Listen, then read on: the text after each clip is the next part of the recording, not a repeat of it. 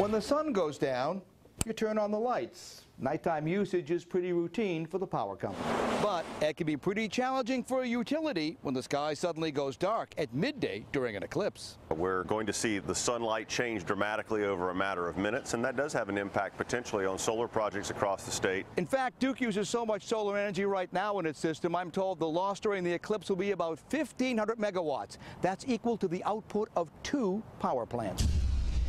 We've been doing extensive planning to be ready for this. Our engineers and operators are prepared to respond once these changes happen. And it's not just here in North Carolina. As the eclipse tracks across the country, grid operators will have to juggle the transmission of electricity, transporting it back and forth across the grid to make up for temporary shortfalls. And that's what makes the process delicate, because nowadays there's so much more solar energy being pumped into our national grid. This is really the first eclipse in the era of widespread solar energy that has affected this large of an area. Here's an example. California will not be in the path of totality, but because it has 6 times more solar usage than any other state, it'll bear the biggest brunt of solar disruption.